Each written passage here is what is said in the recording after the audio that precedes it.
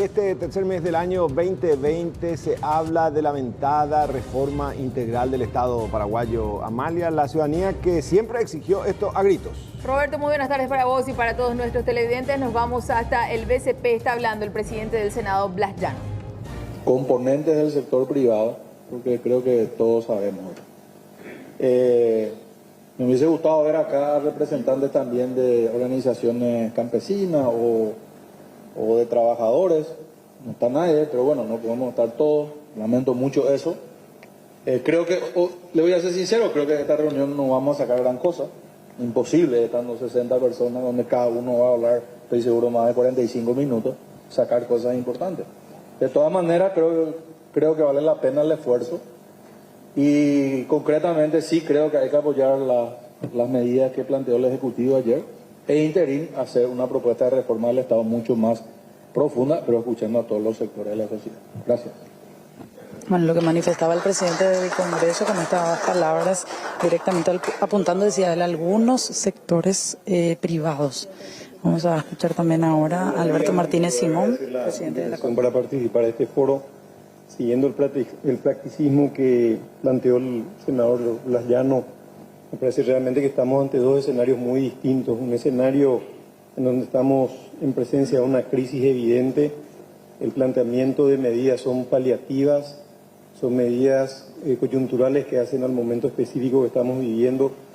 La Corte Suprema de Justicia tiene una tradición jurídica de no pronunciarse sobre los proyectos de ley que no hagan a la estructura interna del funcionamiento orgánico del Poder Judicial o eventualmente de alguna estructura vinculada al manejo de la cosa pública y que tenga repercusión en el Poder Judicial.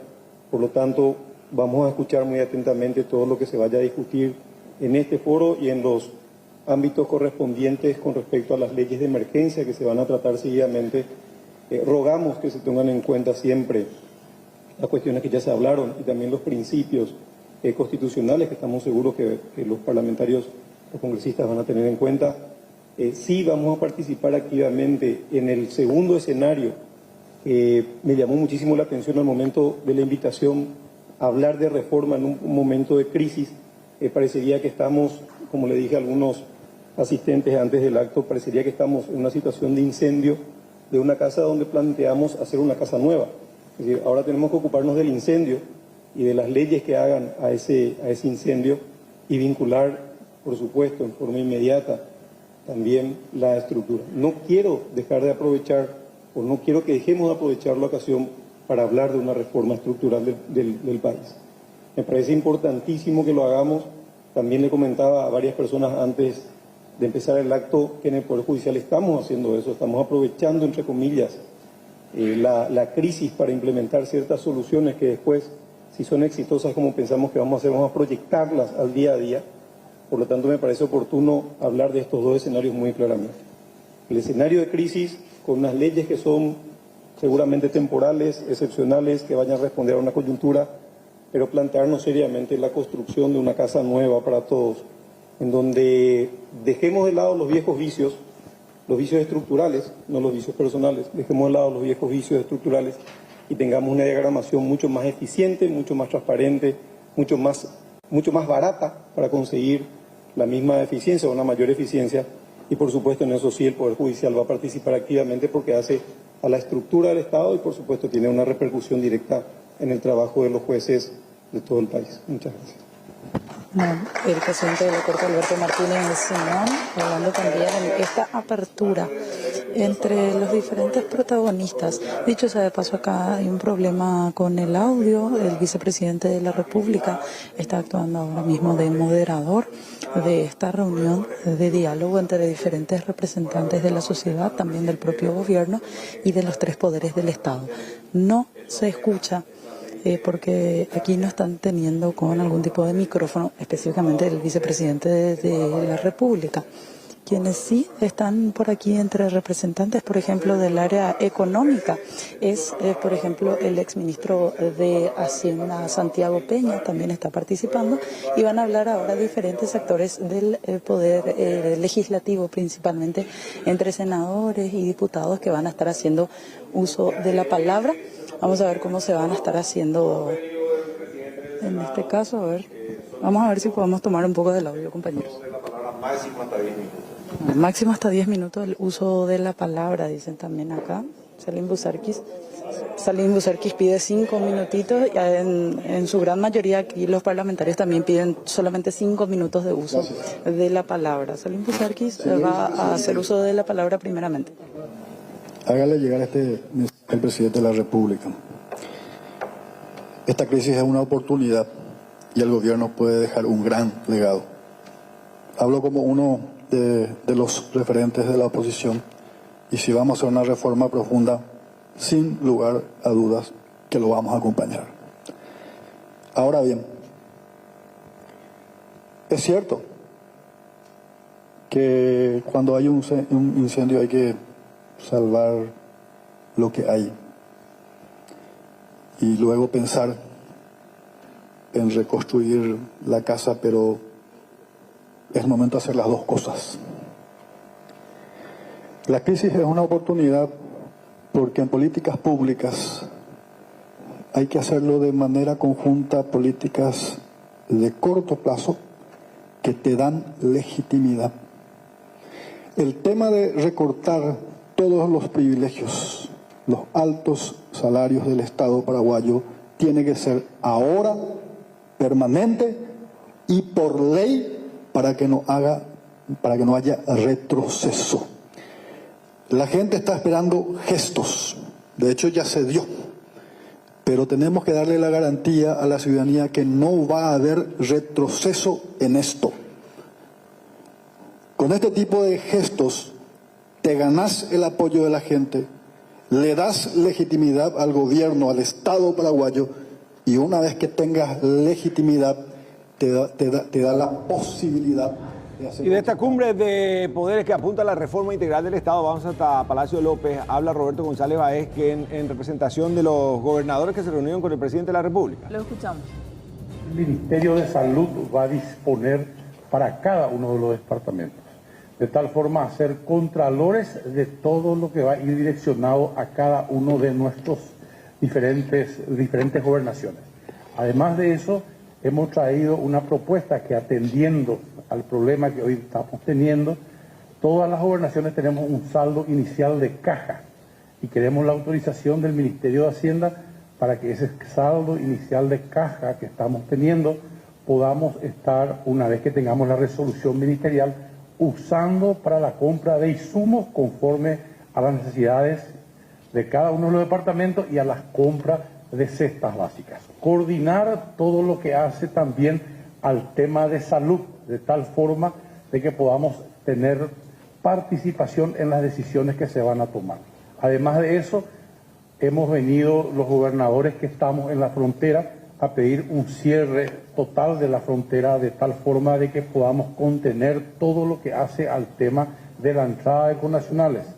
Si bien es cierto, es un derecho que tienen, también no es menos cierto que hoy día tenemos una pandemia, entonces estamos pidiendo, sobre todo en Alto Paraná, que es la ventana más grande que tiene el Paraguay de entrada de connacionales, que eso se mantenga cerrado para poder verdaderamente estar conteniendo la crisis.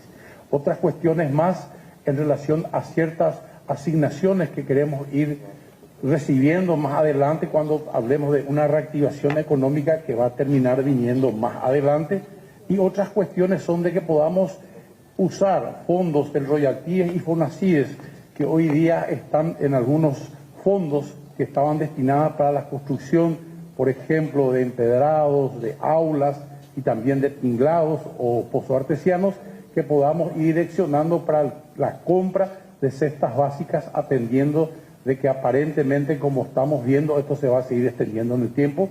Y hoy día, si bien es cierto, tenemos un problema de salud, también tenemos el problema de alimentación de las personas más vulnerables en los diferentes departamentos. Juan Carlos.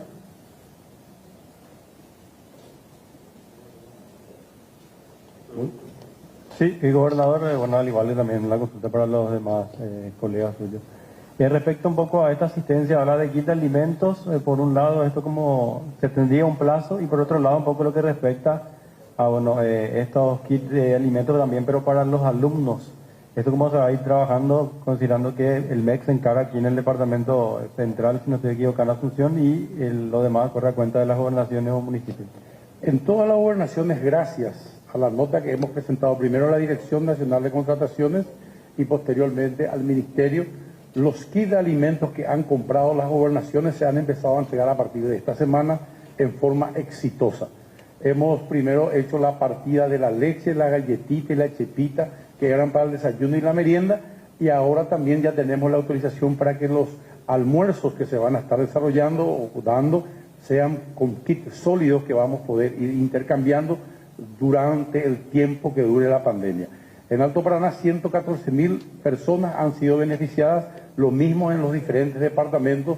Entonces hemos venido a informarle al presidente que de esa forma también estamos las gobernaciones dando una respuesta a la gente más carenciada. Y a través de los diferentes kits de alimentación de almuerzo vamos a estar teniendo la posibilidad de cambiar con los proveedores y también estar asignando en la distribución, porque estamos hablando con las empresas proveedoras, de tal forma que nos puedan estar preparando los diferentes kits para ir entregando a través de cada una de las direcciones, los directores y los profesores, para que sea una entrega mucho más ordenada y cumpliendo las normas de seguridad. Gobernador, este saldo en caja que ustedes están pidiendo poder utilizar, ¿a qué rubro pertenece? Y son diferentes rubros. La mayoría de las gobernaciones hemos tenido una ejecución presupuestaria que hemos pasado el 90%. Muy buena ejecución presupuestaria y ese saldo inicial de caja. Nos vamos nuevamente hasta el BCP con esta reunión por la reforma estructural. Habla la diputada Katia González. Decidí hablar primero fue justamente para reivindicar este espacio. Ese espacio que debe estar ordenado y que generalmente lo está cuando una mujer está presente. Una política excesivamente machista ha llevado a un estado de cosas al Paraguay. Y es importante partir del diagnóstico. ¿Cuál es el diagnóstico que hoy tenemos? El diagnóstico tiene una forma, y es la forma de un elefante. Un elefante en donde adentro existen privilegios, y ahí va la primera consigna. Una consigna que ha calado hondo en la ciudadanía paraguaya es el basta de privilegios. Ese es el motivo por el cual uno de los puntos neurálgicos de esta reforma debe necesariamente tomar en cuenta esa realidad que desiguala, esa realidad que rompe un principio constitucional básico sin la cual una sociedad no puede continuar, que es el principio de igualdad constitucional. Así como el COVID nos igualó a todos, ricos y pobres, empleados públicos y privados, encarar una reforma respetando un principio básico que es el principio de igualdad constitucional y por otro lado partir de la etimología de la palabra. Una reforma significa construir una nueva forma. Y así como el presidente reconoció que para esta reunión no hay agenda, no hay metodología, entonces nosotros tenemos la obligación de construir una agenda y una metodología. Y así como el presidente de la Corte Suprema de Justicia manifestó su voluntad de incluir en la reforma al Poder Judicial, tenemos que decir que justamente por falta de metodología y por los intereses mezquinos de los sectores, hace 7 años que duerme en una comisión la reforma del Poder Judicial. Se impone ponernos un plazo y ese plazo está marcado por las circunstancias. Sin embargo, ese plazo corto que tenemos debe tener un orden y entiendo yo que ese orden debe estar marcado por qué entiende este auditorio como reforma. Vamos a incluir jubilaciones, un tema espinoso, un tema difícil, un tema urticante. Vamos a incluir o no reforma tributaria, otro tema en donde saltan muchos intereses. Vamos a incluir solamente tope salarial como si fuera eso, la máxima esencia que tenemos que abordar en este momento. Vamos a hablar de un sistema único de salud en donde separemos lo asistencial de lo previsional. Esos son puntos en los cuales tenemos que converger. Y yo quisiera llamarle principalmente a los colegas, porque esa es mi casa y el orden debe empezar por esa casa, a que dejemos de plantear proyectos yuyos.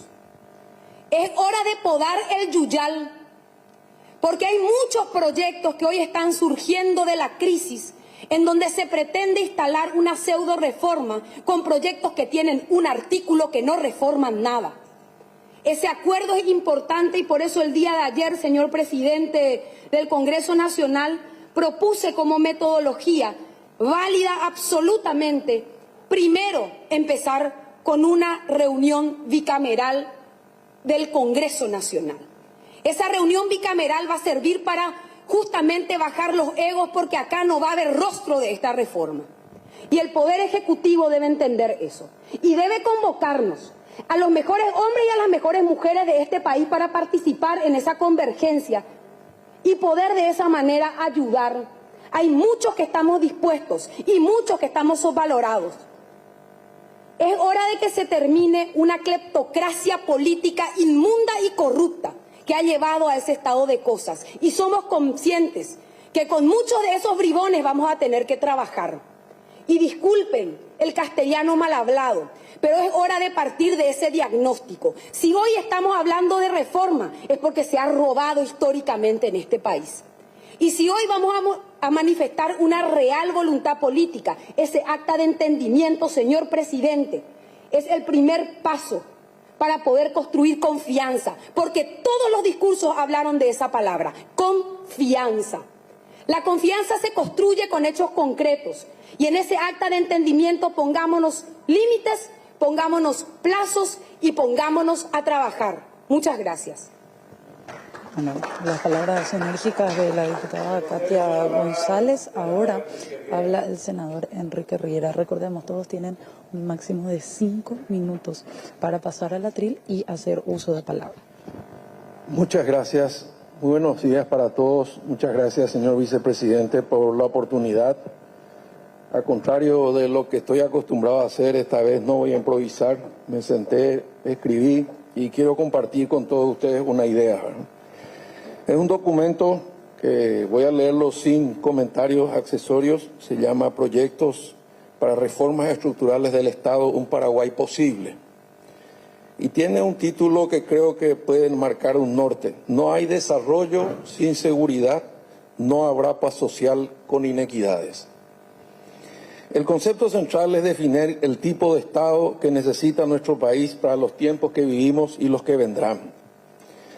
Que la reforma sea permanente y que alcance a los 3 poderes del Estado y todas las instituciones públicas.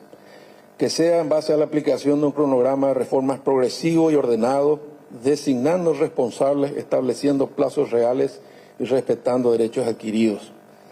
Lamentablemente todos, por acción o omisión, somos culpables de un Estado obsoleto, ineficiente y caro. Necesitamos que sea ágil, eficiente y que ofrezca servicios públicos de calidad a la ciudadanía y desarrolle políticas públicas en beneficio de las grandes mayorías, pero sobre todo que ofrezca igualdad de oportunidades para todos, más allá de los dobles apellidos, los colores o los contactos. Mantener o crear las instituciones públicas que sean necesarias y reformular o suprimir las que no cumplan una función específica.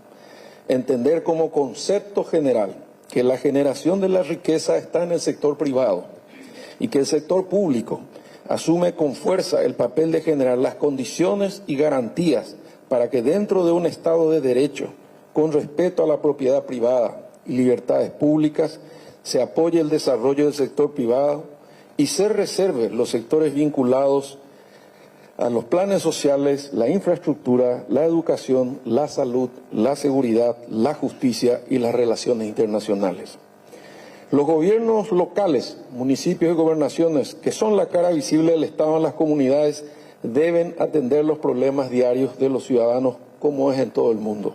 Nadie va a París a resolver una ambulancia estropeada, nadie va a Berlín a resolver el problema de un hueco en una calle. y el gobierno nacional ocuparse de las grandes políticas del Estado. No hay presidente, no hay ministro en el mundo que llegue a tiempo a resolver los problemas de los ciudadanos en tiempo y forma. Para ello necesitamos una profunda y seria descentralización política y administrativa. G. Desarrollo de una política rural orientada a la productividad, a la convivencia entre pequeños y grandes productores. Mejor ejemplo, Frutica. No habrá paz social si no se acortan las desigualdades. H. Que sea lo suficientemente fuerte el Estado y con autoridad moral de sus autoridades para ejercer el debido control de las instituciones públicas y de los abusos del sector privado en el mercado, perjudicando a ciudadanos y consumidores. Un Estado social de derecho capaz de luchar mediante políticas públicas sostenibles contra la pobreza, la ignorancia y la corrupción. El mejor combate a la pobreza es el empleo digno y la paga acorde al trabajo realizado. En los sectores rurales eternamente abandonados no es solo un problema simple de campesinos sin tierra, sino de hombres y mujeres sin trabajo. J. Si fuera necesario hacer uso de normas legales y constitucionales vigentes, no temer de implementar una enmienda constitucional o un referéndum legislativo. Reformas políticas. Primero, ajuste general de salarios del sector público. Nadie puede ganar más que el presidente de la República, como lo señalé públicamente el 28 de noviembre de 2018. A excepción de los docentes, el personal de blanco, las fuerzas públicas y la Fiscalía. En ese sentido coincidimos con la propuesta del Ejecutivo para los que ganan menos de 5 salarios 10%, para los que ganan más de 10 salarios 20%. B. Limitación del número de parientes en la función pública. Creemos que el segundo grado de consanguinidad y llegar a más de 5 es suficiente. C. Revisión y ajuste de la ley de la función pública para el establecimiento de una vez por todas la carrera civil del funcionario público con meritocracia y estabilidad laboral, salvo y exclusivamente los cargos de confianza. Plan de carrera y pago proporcional al nivel del trabajo o cargo ocupado, cerrando la discrecionalidad del otorgamiento de salarios privilegiados a los máximos responsables de las instituciones. D. Reducción del personal público innecesario y para ello crear un fondo público para retiro voluntario, una suficiente indemnización o la posibilidad de una reconversión laboral. E. Incluir en los topes salariales por debajo de la asignación presidencial también los salarios de las autoridades y funcionarios de las entidades binacionales, teniendo en cuenta que hay que sumar todos los conceptos para que el monto total percibido sea el afectado. F. Prohibir las reelecciones parlamentarias por el máximo de un periodo o quizás 2 alternados. Se podrá hacer por una enmienda constitucional que solo habla de la duración del mandato, pero no de las reelecciones. Yo pienso que sí y que da para el debate. G. Supresión de las juntas departamentales, que será integrada por los intendentes de cada distrito para el próximo periodo 23-28. H. Supresión de los parlasurianos y designación de parlamentarios por el Congreso para la representación en esos foros internacionales para el próximo periodo 23-28. Y reglamentar la inmunidad parlamentaria solo en el uso de sus funciones y en el ejercicio de su cargo en el Congreso y nunca para delitos comunes.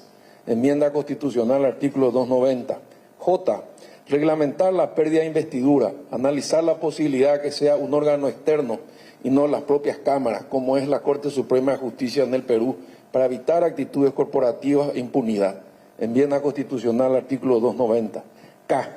Profundizar un proceso sostenido y paulatino de descentralización política y administrativa de gobiernos departamentales y municipales, artículo 159, con apoyo de fortalecimiento institucional y el endurecimiento de controles en el manejo de los fondos.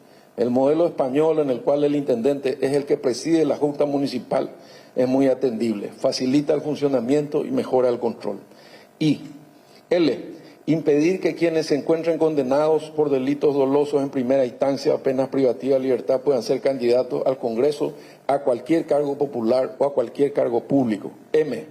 Creación de la Dirección Nacional Catastro Registral DINACARE separando la Dirección General de Registros Públicos del Poder Judicial y el Servicio Nacional de Catastro del Ministerio de Hacienda, para que este órgano autónomo y autárquico de una vez por todas trabaje en la formalización de la tenencia y la propiedad de la tierra en Paraguay. Quiero que sepan que existe 100.000 kilómetros cuadrados más en papeles que en tierra, si ponemos todos los títulos sobre el mapa del Paraguay. N, crear el Ministerio de Economía que sustituya al Ministerio de Hacienda y que lidere el proceso. O, crear el Ministerio de Energía para potenciar la minería absolutamente inexplotada, las pequeñas represas en ríos interiores y el potenciamiento de las binacionales, planificar el futuro e ir migrando hacia fuentes de energías renovables y limpias. P, excluir... Bueno, el que toma